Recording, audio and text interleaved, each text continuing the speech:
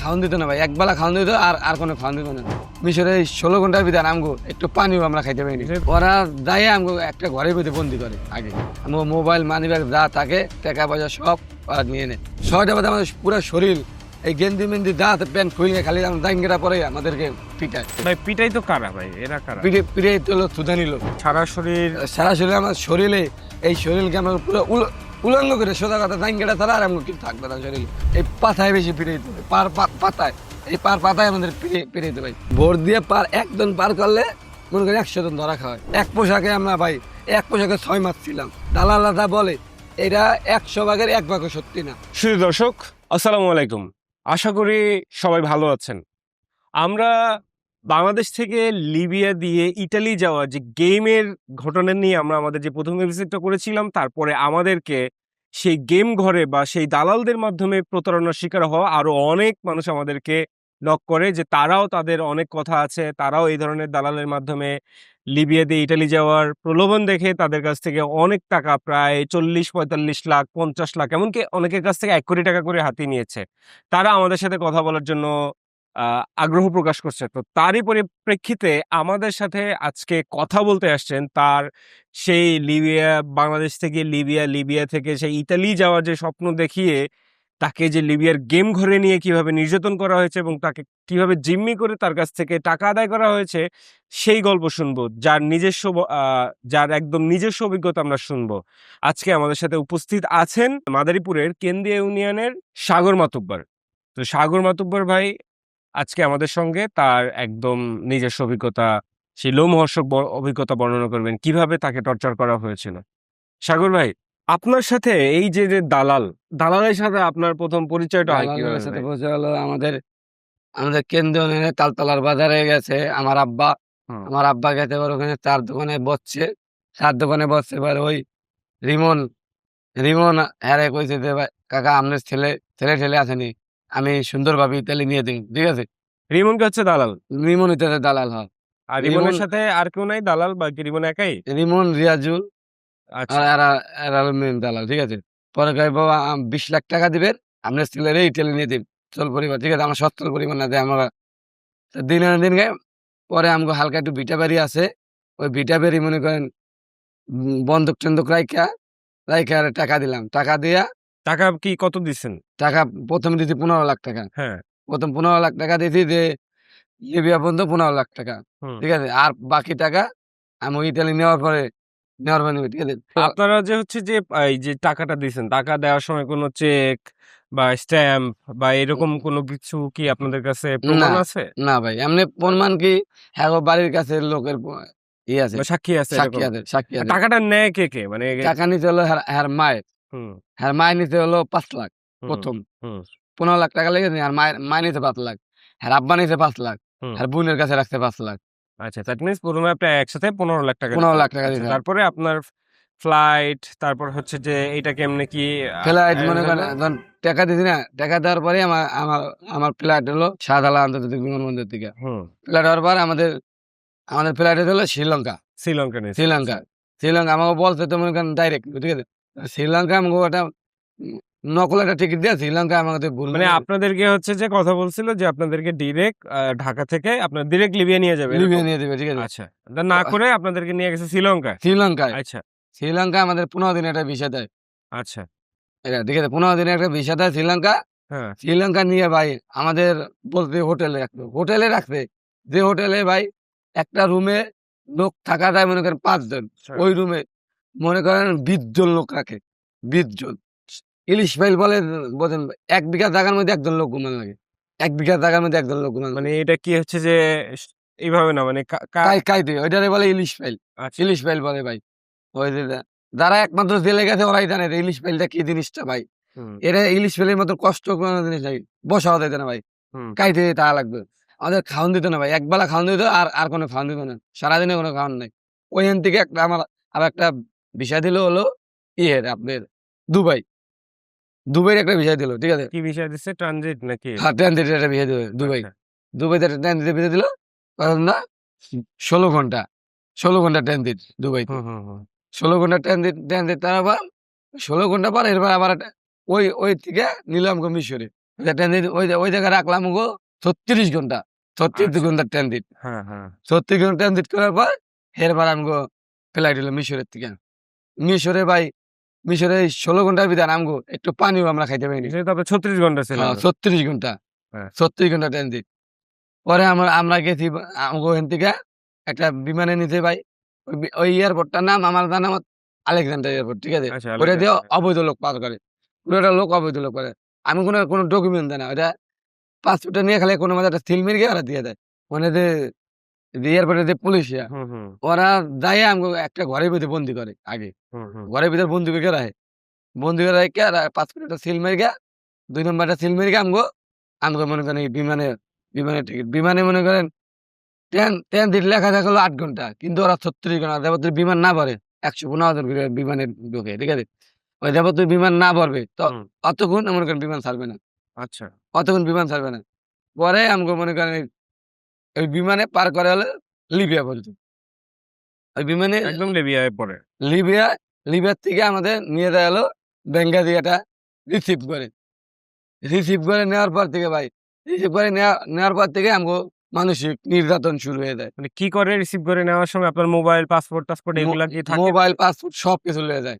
আচ্ছা। এরা mobile, passport নিয়ে আচ্ছা, ওইখান থেকে আপনাকে রিসিভ করে নেয় কে? নেয় নেয় ওই লিবিয়ার। লিবিয়া মানে লিবিয়ার যারা আছে ওইখানে। লিবিয়ার যারা এই যে যারা মনে করেন ড্রাইভার আছে ওই যে ট্যাক্সি গাড়ি চালায়, হুম, হুম। ওরা নেয়। ওরা নেয় ওকে বইলা দেয় যে আমার এই বাংলা আমার এখানে ১০ টা বাংলা নামটা আছে বিমান দিয়া, এই বাংলা ১০ টা নিয়ে আমার দ্বারে পৌঁছে দিবি। অমুক দালালের কাছে পৌঁছে দিবি। ওগুলা কন্ট্যাক্ট করে টাকা দিয়ে। ঠিক হুম, আছে? হুম, হুম। টাকার দ্বারা ওগুলা কন্ট্যাক্ট করে। ওরা আমগো নিয়ে দেয়। নেওয়ার পর থেকে আমগো মোবাইল, মানিব্যাগ যা থাকে টাকা পয়সা সব ওরা নিয়ে নেয়। নিয়া আমগো একটা ঘরের ভিতর বন্দি করে। ঘরের ভিতর বন্দি করে যে ঘরের ভিতর মনে করেন ৪০-৫০ জন লোক থাকা যায়। ঠিক আছে? এই ঘরের ভিতর লোক রাখে ২০০-২৫০ ঠিক আছে? ২০০ থেকে ২৫০ লোক রাখে। ওই ঘরের ভিতর ২০০-২৫০ লোকের একটা বাথরুম। মানে আপনারা ২০০-২৫০ জনের লেগে একটা বাথরুম গায়ে একটা মাত্র। বাথরুম ভাই। আর ঘরের মধ্যে এসি-টেসি এস কিভাবে? এসি, ফ্যান কিচ্ছু নাই ভাই। এসি, ফ্যান কিছু নেই। আমরা দুনিয়ার আলো বাতাস দেখতে পারি না। আমরা একটা ঘরের ভিতরে আছি এইটাই জানি। আমরা দুনিয়ার কোনো আলো ওই ঘর থেকে আপনাদেরকে বাইরেই তো দিত না বা দুনিয়া একটা জানলাও খোলা দেবে না। দুনিয়ার আলো বাতাস কিচ্ছু দেখা যাবে না। অনেক কঠিন। দুনিয়ার আলো বাতাস খারাপ। পরে ভাই আমাদের ৩ বেলার ভিতর আমাদের ১ বেলা খাবার দেয়। ১ বেলা খাবার দেয় তাও খেচুড়ি। তো এতটুকু খেচুড়ি দিবে ভাই। ওইটা মানুষ বাঁচার মতন যা দেয় না, বাঁচার মতন না। এতটুকু খেচুড়ি দিবে, হুম। ওইটা খেয়ে আর পানি খেয়ে বাঁচা লাগবে। ঠিক আছে? তারপর ওই রিসিভ করে আমাদের এক পাশে রাখলো। ওই রিসিভ করে থেকে এমন নিল তিরিবিলি। তিরিবিলি নিয়া মনে করেন আমাদেরকে ৩ মাস একটা ঘরের ভিতর বন্দি রাখলো। হুম। ৩ মাস একটা ঘরের ভিতর বন্দি দিল। ৩ মাসের ভিতরে মনে করেন এই আমাদের প্রতিদিন ১ বেলা করে খাবার দিত। ১ বেলা করে খাবার দিত এত একটু খাবার দিত। ঠিক আছে? প্রতিদিন এক বেলা করেই খাবার দিত? ১ বেলাই, ১ বেলাই। ওহ মাই গড! ১ বেলা করে খাবার দিত। ওই ১ বেলায় খাবার দিত। ভাই আমরা কতদিন না খাইয়া রইছি কোনো নিরাকারণ নাই। এই ৯ মাসের ভিতরে। ঠিক আছে? খাবার আমাকে ঠিক মতন দিত না। ওইটা এই শুরু হইলো আমগো নির্যাতন। এখন ভাই আমরা জিম্মি। পরিবারের কাছে মনে করেন আপনাদের সাথে কি নির্যাতনের কথা আপনি বারবার বলতেছেন ভাই? আপনাদের সাথে কি ধরনের নির্যাতন তারা করছে? নির্যাতন কি করছে ভাই? আমাদেরকে মনে করেন এই যে টাকার কথা তো ৳২০,০০,০০০ ৳১৫,০০,০০০ নেওয়ার পর মনে করেন আমাদেরকে মনে করেন টাকা প্রত্যেক ধাপে আমগো নিয়ে টাকা আমাদের মাইরকে টাকা নিছে। কেমনে ভাই কিভাবে নিছে এটা কিভাবে করছে তারা? কি করে টাকা না দিলে আমগো সকাল ৬টা বাজে মারে ভাই। ৬টা বাজে আমাদের পুরা শরীর এই গেঞ্জি-মেঞ্জি যা আছে প্যান্ট খুইলে খালি জাঙ্গিয়া পরে আমাদেরকে পিটায়। মার এই পা থেকে শুরু করে আমাদের পিটাইতে এই পর্যন্ত পিটায়। সকাল ৬টা বাজে ১ ঘন্টা পিটাইব। হুম। কি টাকা জন্য নাই। মানে টাকার জন্য খেলে? টাকার জন্য। পিটাইলে তো মানে পিটিয়ে ভিডিও কল দেয়। পরিবারের লগে হ্যাগো দালাল যে মোবাইল থাকে, ঠিক আছে? দালালরা ভিডিও কলে দেয় তোর গার্ডিয়ানরে কয় টাকা দিতে। ঠিক আছে? নাহলে তোরে আরো মারুম। এরম দেবো তো টাকা না দেব। টাকা তো ভাই ৳১০,০০,০০০ কইলে একদিনের ভিতরে কোনো সম্ভব না। কোনো পারবে না। কেউই ব্যবস্থা করতে পারবে না। ৳১০,০০,০০০ সম্ভব ভাই ১ দিন ২ দিনের ভিতরে ৳১০,০০,০০০ কোথায়? সম্ভব। কোথায়? ওই ২,০০,০০০ ১,০০,০০০ করে দিবে আর পিটাইতে শুরু করে ভাই। প্রতিদিন। সকাল ৬ টায় পিটাইবো, আবার দুপুর ২ টা বাজে। ভাই পিটাই তো কারা ভাই? এরা কারা? পিটাইতে হলো সুদানি লোক, কালা। হ্যাঁ। ওরা কালা বাহিনী ভাই। ওরা কালা বাহিনী। ওরা ডাইরেক্ট রড দিয়ে পিটাইতো ভাই।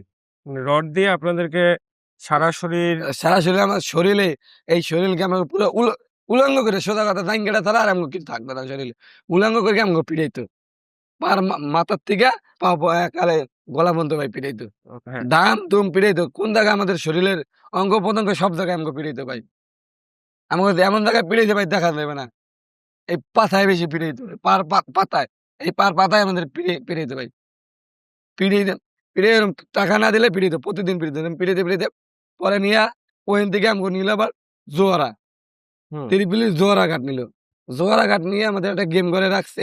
হুম, বলছে এটা গেম আমি কই যে হোটেলে রাখবে ভাই। হুম। কিন্তু এই কোনো হোটেল না। এটা হলো আপনি কোনো হোটেল দেখেন নাই না? না, কোনো হোটেল দেই নাই। জোয়ারা নিয়ে যাইয়া আমাদেরকে আজকে গেমে উঠায়, কালকে গেমে উঠায়, ঠিক আছে? মানে গেমে বলতে আমাদেরকে গেম বলে হলো যে এই যে ভোরে উঠায়। ভোরে উঠে আমাকে পার করে দেবে। মানে ইতালি। ভূমধ্যসাগর পার করে আপনাদেরকে ইটালির পাড়ে হ্যাঁ, পৌঁছায় দিবে। ভূমধ্যসাগরে পার করে আমাদের ইতালি পার করে দেবে। ঠিক আছে? হ্যাঁ, কিন্তু আমাদের এই জোয়ারা নিয়া তা আবার মনে করেন একটা মনে করেন খোলা আকাশের নিচে আমাদের হ্যাঁ। রৌদ্রের ভিতর রাখতো। নিয়ে ওইখান থেকে ভোর মনে করেন ৪টা বাজে ছাড়তো বোট। ঠিক আছে? হুম। ৪টা ছাড়ে ৩টা ছাড়ে। আমাদের ছাড়ছে ৩টা ৫০ এর সময় বোটটা ছাড়ছে। ঠিক আছে? ওই বোটে আমরা অনেক দূর পাহাড়ের ভিতর দিয়া আমরা দৌড়ে দিয়ে ভোরে উঠি। মানে পাহাড়ের ভিতরে। আপনাদেরকে পাহাড় ঠেলা, পাহাড় পাড়ায়া তারপর কি বাহ! ওই বোটে উঠতে হয় যে? বোটে উঠতে হয়। এক বুক পানির ভিতর ভাই ভিজা সাঁতরাই দিয়ে আমরা বোটে উঠি। হুম, সাঁতরাই দিয়ে বোটে উঠি। ওই বোটে আমাদের ছাড়ে। কিন্তু বোটে যে লোক মনে করেন একটা বোটে ১০ জন লোক আটে। কিন্তু লোক ঢুকে গেল ৬০ জন, ৭০ জন, ৮০ জন, ৯০ জন। ওই জায়গায় ইলিশ ফেল। মানে এইভাবে ঘুষি দিয়ে বহা লাগে ভাই। এরকম ঘুষি দিয়ে বহা লাগতো। ঠিক আছে? আমাদের ২০ মিনিট চলার পরেই আমাকে মনে করেন মাফিয়া ধরে। মাফিয়ার কাছে বেচতে দেয়। ওইখান থেকে মানে আপনি বোটে উঠছেন গেম দেওয়ার হ্যাঁ, জন্য। হ্যাঁ। সেই নৌকা ছাইরা গেছে। তারপরে ২০ মিনিটের মধ্যে যাইতে আপনার হচ্ছে যে কোস্টগার্ডে ধরে। লিবিয়ার কোস্টগার্ড। হ্যাঁ, হ্যাঁ। লিবিয়ার তারপর কোস্টগার্ডে ধইর্গাই মাফিয়ার কাছে বেচতে দেয় আমাদের। মানে কি? মানে এটা কি লিবিয়ার কোস্ট গার্ড তাদেরকে ধরে তার রহস্যমতে আরেক গ্রুপ মাফিয়ার কাছে হ্যাঁ, বিক্রি করে আরেক দিচ্ছে। মাফিয়ার কাছে ওই আ কোস্টগার্ডে আবার আরেক মাফিয়ার কাছে আমাদের বেচতে দেয়। তারপর কি হলো ভাই? ওই ভোটটা ছাড়ে পরে আমরা ওই প্লেয়াররা যাইতে দিবে না। এরা এই বিমান দিয়ে যাইতে বলে। এখন তো ভাই আমরা তো এখন তো আমরা বন্দী। আমাকে যেভাবে পাঠাইবে আমরা ওইভাবে যাবো। হুম। আমাদের বলে তো লিবিয়ার থেকে আমাকে বিমান দিয়ে ইটালি নিবে। ঠিক আছে? কিন্তু বিমানে তো আর আমাকে পাঠায় না। আমাকে পাঠায় হলো দালালে ওইভাবে। সাগর দিয়া সাগর বোটে দিয়ে কইরা ভূমান্ত সাগর দিয়ে পাঠায়। হুম, কিন্তু আমগো লগে যেভাবে কথা বলতে কথা কাজের হাতে কোনো মিল নেই। হুম, কথা কাজের হাতে কোনো মিল নেই ভাই। আমরা তো বন্দী। আমরা কিছু করার নেই। পরে আমরা ভূমন্ত সাগর দিয়েই যাই। যাওয়ার পরে মনে করেন ভাই আমাদেরকে আমাদের ৬৪ জন লোক আছিল। ওই দিকে আমাদের পিছের থেকে কোস্টগার্ডে গুলি করে আমগো ৪ জনের মাফিয়ারা ৪ জন মাইর গেলাইলো। ৬০ জনকে গুলি করে মেরে হ্যাঁ, ফেলাইছে সেই বোটে আপনিই ছিলেন? হ্যাঁ, সেই ভোটে আমি ভুক্ত করেছিলাম। হুম, ওই জীবনটালির যে ভোটে মারছে ওই ভোটে আমি। আমার এক ভাই মরছে। তার বাড়ি মোস্তফা বুরিনুয়ান। হুম। তার নাম হলো জীবনটালি। ঠিক আছে? তারে মাইরা হালাইছে। জাগা শেষ করে হালাইছে। গুলি করছে। হ্যাঁ, মাথায় একটা লাগছে, হাতে লাগছে একটা। ঠিক আছে? ডানায় লাগছে একটা। ঠিক আছে? গুলি করে জাগায় মেরে গেল। এরকম ৪ জন মারছে। ঠিক আছে? ৪ জন মারার পর আমাদের ওই যে ভোট ২০ মিনিট ছাড়ার পর পরে ভাই আমাদের ওখান থেকে সাগরে আবার আমার পাড়ে লয়ে এলো। হুম, হুম, হুম। তারপর ভাই? পাড়ে লয়ে এলো। পাড়ে আনার পর কালাবুশের কাছে দিল। কালাবুশ বলতে বোঝায় এক দেশের কালাবুশ একটা পুলিশ। আচ্ছা। পুলিশের কাছে। পুলিশ পুলিশ আবার নিয়া মনে করেন বাংলায় ওই দেশে মনে করেন বড় মাফিয়া এর নাম হলো পিতৃ সুহেল। হুম, এর নাম হলো পিতৃ সুহেল। বড় মাফিয়া। হুম। ঠিক আছে? ওই মাফিয়ার কাছে বেচা ওটা কি লিবিয়ার মাফিয়া? হ্যাঁ, ওটা লিবিয়ার মাফিয়া। এর নাম হলো পিতৃ সুহেল। পিতৃ সুহেল আমগো থেকে মনে করেন ওই রিমনের মাধ্যম। সব রিমন এই কাজটা করে হলো রিমন রিয়াজুল। রিমন রিয়াজুল দালাল এটা হ্যাঁ, হচ্ছে রিমন যে রিয়াজুল হলো দালাল। ঠিক আছে? হ্যাঁ। ওরাই এই মাফিয়া গুলান পালে। ঠিক আছে? ওরাই মাফিয়া গুলো বড় মাফিয়াই হলো রিমন রিয়াজুল। হুম, ঠিক হুম, আছে? হুম, ওরাই এই মানব পাচারটা করে। হুম। এরপর ভাই ওইখানে ওই যে বড় মাফিয়ার কাছে দিয়ে দিল। ওই বড় মাফিয়ার কাছে দিয়ে দিল পর ভাই আমাদের একটা ঘরের ভিতরে আবার আবার নিয়ে আমাদের একটা ঘরের ভিতরে আটকাইলো। হুম, হুম, হুম। ঘরের ভিতরে আটকিয়ে ঠিক আছে? আমাদেরকে টাকা। এখন হলো ভাই এখন টাকা লাগবে। আবার টাকা লাগবে কয় লাখ? ৮,০০,০০০। ওখান থেকে আবার ৳৮,০০,০০০ লাগবে। মানে এখানে নাকি আপনাদেরকে আবার ওই আগের মতো নিয়া মাইরা আবার হ্যাঁ, আবার আমাদেরকে ভাই মনে করেন মাইর শুরু করছে। আর ভাই আমাকে কিছু করার নাই। আমার পরিবারের সাথে কোনো কথাবার্তা বলা হয়েছে। যা আবার ওই দালালরাই বলতেছে। হ্যাঁ, দালালাই বলতেছে। আমাদের মোবাইল নাই। আবার ঘরের ভিতরে আটকাইলাম, ঘরের ভিতরে নিয়ে আটকাইলাম। কোনো খাবার-দাবার নাই। হুম। কোনো খাবার-দাবার নাই। একবেলা দিলেও দিছে, না দিলে না দেয়। তুই মরলে মর, না বাঁচলে বাঁচ। ওরা তো যে আমি টাকা লাগবে। হ্যাঁ, টাকা লাগবে। টাকা ছাড়া কোনো কথা নাই। আমিও ৩ বেলা মারছে। সকাল ৬ টায়, দুপুর ২ টায়, রাত্র রাত্র ৬ টায়। মানে কোনো খাবার পান নাই, এর মধ্যে আপনাদেরকে ৩ বেলা মাইর দিত হ্যাঁ, খালি। ৩ বেলা মারছে। খাবার বলতে মাইর। মাইর। খাবার বলতে মাইর। হ্যাঁ। আর ভাই ভিডিও কলে আমাদের তো কোনো মোবাইল নেই। গার্ডিয়ানের ভিডিও কলে আমার দেখাইতেছে, "এই যে তোর পোলা পিটাইতেছি। এই দেখ পিটান।" ওরে মারে, ওরে বাবারে আমরা খালি করতাম। ঠিক আছে? ওরে মা, ওরে বাবা। ঠিক আছে? কিচ্ছু করার নেই। আমার পরিবারের লগে তো আমরা ওইভাবে কোনো কথা বলতে পারি না। ওই ভিডিও কলের মাধ্যমে আমাদের পরিবার, আমার মা তো দেখে আমার মা মনে করেন স্ট্রোক করলো। আমার মা স্ট্রোক করলো। স্ট্রোক করলো। পরে তো আমরা আমার মার মনে করেন আর যোগাযোগ করতে আপনি পারলাম না। জানছেন কেমনে স্ট্রোক করছে? ওই যে ওরা বলছে, "তোর মা এখন অসুস্থ। তোর মা অসুস্থ।" তাই আমরা কিরকম ভাই, মা অসুস্থ, টাকা দেওয়া লাগবে। টাকা ছাড়া কোনো কথা নাই। তোর মরল কোন টাকা দেওয়া। পরে আমার মা ওই একটু ভালো হওয়ার পরে অসুস্থ হয়ে গেল। পরে মায়ের মনে করেন পানি-টানি দিয়ে ভালো করার পরে মনে করেন টাকা আস্তে, আস্তে আমাদের বাড়ি মারে কি করবে। চিকিৎসা করাইতে পারছিল? হ্যাঁ, মায়ের চিকিৎসা ভাই সা মায়ের চিকিৎসা করতে হলো হালকা পাতলা ভাই। ওই যে মনে করেন কোনমতে গ্রাম্য ডাক্তার দেখাইয়া আমরা চিকিৎসা করছি। চিকিৎসা করিয়া মা মনে করেন ভাই দুয়ারে, দুয়ারে যাইয়া মাইর সাথে হাতে পাইতে ঘর-বাড়ি যা ছিল বেইচা আমাদের টাকা দিছে দালালে। টাকা দিয়া মনে করেন পরে আবার মনে করেন আমাদের ওইখানে এক ঘরের ভিতরে নিয়ে আটকে রাখলো। রাইখা খালি ভাই ঘরের ভিতরে বন্দি আর মারতেছে। আর খালি মারতে আছে। পরে আবার আমাদেরকে মনে করেন পেলাম দেখাইতে, তোকে এইবার এটা সুন্দরভাবে তোকে আর এইবার আর ভোটে না। এবার তোকে লিবিয়ার থেকে মনে করেন বিমান দিয়ে তোকে ইটালি পৌঁছে দিমু। ঠিক আছে? ওরা আবার নতুন করে প্রলোভন দেখাই হ্যাঁ, দিছে। নতুন করে বললাম পরিবারে যেটা বুঝাইতেছে ওইটাই পরিবার বুঝতাছে। পরিবার তো আর বুঝতাছে না যে ওইখান দিয়ে ওই এ যে এ বিমান দিয়ে এর সাথে এগুলা হইতেছে। হইতাছে। আর পরিবার জানতো আছে না যে এটা যে ইতালি, লি লিবিয়া বিমান দিয়া নেওয়া সম্ভব না ভাই। ওই দেশে কোনো সরকারও নাই। লিবিয়ায়। লিবিয়ায় কোনো সরকার নাই। ওদের ওই ওই যে সেনাবাহিনীরা চালায়। হুম, ওই দেশে সেনাবাহিনীরা চালায়। ওই দেশে কোনো সরকার নেই। ওরা তো মনে করছে যে আমার টাকা-পয়সা গেলে আমার ঘর-বাড়ি যাক। তুমি আমার পোলাটা একটু ভালো জায়গায় ভালো দিতে পারি। জায়গায় পৌঁছায়। ভালো জায়গায় পৌঁছাতে পারি। কিন্তু ওরা জানে না তো যে ওখান থেকে ইতালি বিমানে পৌঁছে বিমানে দেওয়া ভিসা সম্ভব না। সম্ভব ভিসা-টিসা না। ছাড়া সম্ভব না। হ্যাঁ, ওই দেশে সরকারই নেই ভাই। তো কেমনে ওই দেশে বিমান না দিয়ে আপনার ভিসা না থাকলে আপনি যাবেনই কেমনে আরকি? এই তো। পরে ভূমন্ত সাগরে নেয়। নেওয়ার পর আবার এক ঘরের ভিতর বন্দি করে। ওই বন্দি আবার ওই গেম ঘরের হ্যাঁ, মধ্যে। আবার নিয়ে একটা গেম করে আটকায়। হুম। আটকাইয়া ভাই যে আমাদের কি মানসিক নির্যাতন করে এটা আমি আর বলে দেব না তোকে। মানসিক নির্যাতন ভাই কি করে ভাই ওইখানে? ওই ভাই? পিটান, ডাইরেক্ট খালি পিটান। মাইর। মাইর ছাড়া কোনো কথা নাই ভাই। আমাদের ৩ বেলা মানুষ ওই যে খাবার খায়। আর আমরা ৩ বেলা মাইর খাই। আমার মাইরই হইতেছে বড় খাবার। ঠিক আছে? মাইর ছাড়া আমার কোনো কথা নেই। ৩ বেলায় মাইর। মানে এরকম কয়দিন চলছে ভাই ওই জায়গায়? এরকম আমি ওই জায়গা ৯ মাস। ৯ মাস ভুক্তভোগী ভাই। আমার লগে আরো হাজার, হাজার মানুষ ভুক্তভোগী ভাই। আচ্ছা, আপনাদের এই যে যারা গেছেন এর মধ্যে কি কেউ কি আসলে দালাল কি কাউরে আসলে পার কইরা পাঠাইছে? ইটালি, লিবিয়া ওই যে বোট দিয়া? ভাই ভোট দিয়ে একজন পার করলে মনে করেন ১০০ জন ধরা খাওয়ায়। ধরা খাওয়াই ওরা মাফিয়ার কাছে ওরা নিজেরাই বড় মাফিয়া। ওই রিমন রিয়াজুল ওরাই মাফিয়া ভাই। ওরাই মাফিয়া। ওরা এখান থেকে নেয় হলো পেলাবন্ধ হইয়া যে আপনার ছেলেকে সুন্দরভাবে নিয়ে দেবো। হোটেলে রাখবো। হোটেল ভাই বন্দি করা কারণ। দুনিয়ার আলো বাতাস আমরা কিচ্ছু দেখতে পাই না। আচ্ছা ভাই গেল। এরপরে আপনার হচ্ছে যে ভাই ফেরত আসলেন কেমনে? ধরেন এরা তো আপনি তো এদের হাতেই বন্দী ছিলেন, মাইর খাইছেন, শরীর খারাপ হইছে। আপনি দেখাইতেছিলেন যে আপনার পায়ে কোথায়, কোথায় পিটাইছে। এই যে দেখেন আমার বলুন শরীরে দাগ। আমার পুরা শরীর আমি খুইলা দেখাই দেই। আমার শরীর পছন্দ হলো। হ্যাঁ ভাই। এই ঘরের ভিতর মনে করেন কোনো কাপড়-চোপড় দিত না। এক পোশাকে আমরা ভাই এক পোশাকে ৬ মাস ছিলাম। এক পোশাকে ছিলাম ৬ মাস। ৯ মাসের ভিতরে এক পোশাকে ছিলাম ৬ মাস।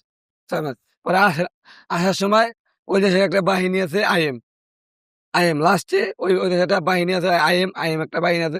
ওই অগলগে ওই দালালে তো মনে করেন আমাদের মাফিয়ার কাছে বেশি মাফিয়ার দ্বারা টাকা দিলাম পর মাফিয়া আবার ওই দেশের একটা আইএম একটা বাহিনী আছে। ওই আইএম এর কাছে আমাকে দিয়ে দিল। হুম, আইএম এর কাছে দেওয়ার পর ওই আইএম আবার মনে করেন আমগো মনে করেন এই যে বাংলাদেশ এম্বাসি, ওই এম্বাসির মাধ্যমে আমরা আইতে চাইছিলাম। কিন্তু হুম। এম্বাসি আমাদের ওই যে কোনো সহযোগিতা করে সহযোগিতা নাই করে নাই। ভাই, এমবাসি আমাদের কোনো সহযোগিতা করে নাই।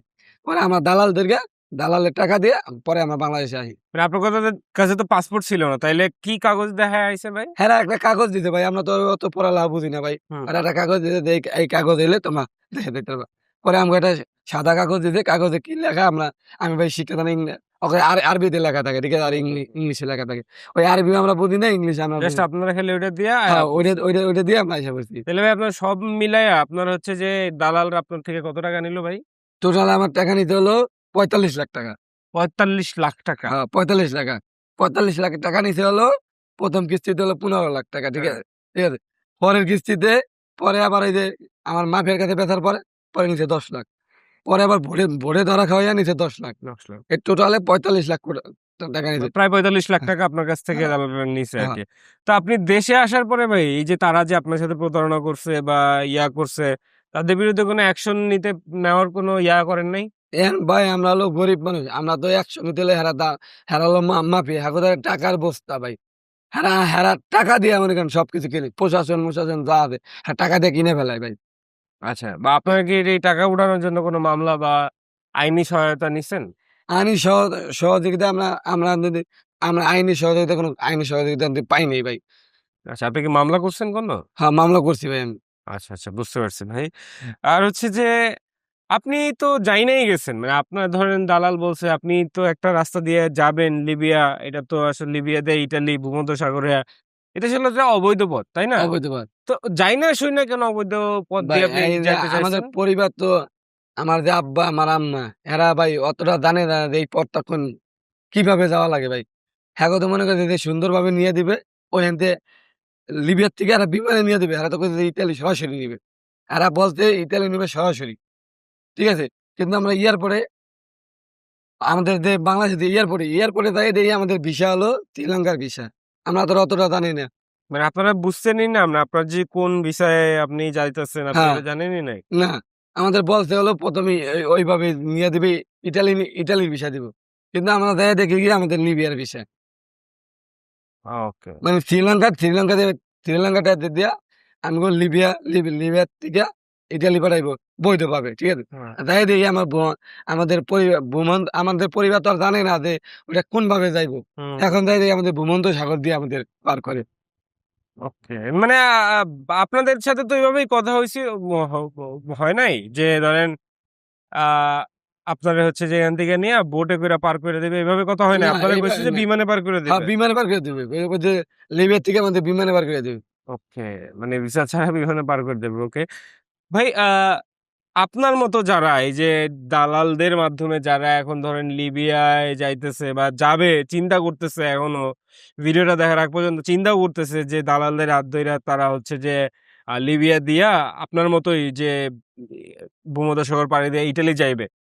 আসলে তাগোর জন্য আপনি কি বলবেন ভাই? ভাই আমি তাদের জন্য আমি জোরাত করে সবাইরে এটাকে বলেন ভাই। জোরাত করে আমি সবাইরে কইতে দেই, ভাই কেউই দয়া কইরা এই পথে কোন দালালের চক্রতে পইড়া কেউ যায়েন না।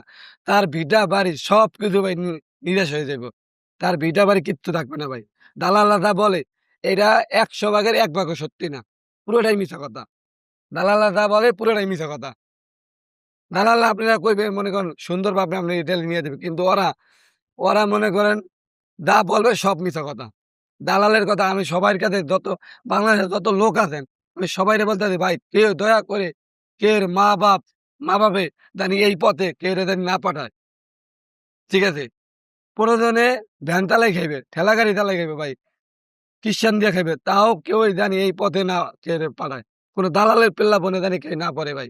হ্যার সংসার একা নিমাটি হয়ে যাবে ভাই।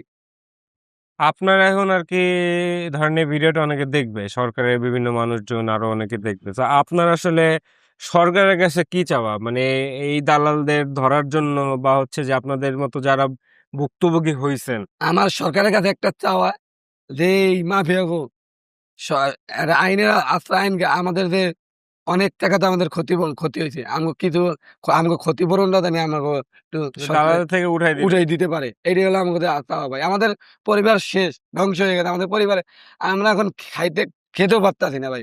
আমার পরিবারের ৬ জন লোক, ঠিক আছে? আর আমার বাবা-মা এই হলো ৮ জন লোক আমরা, ঠিক আছে ভাই?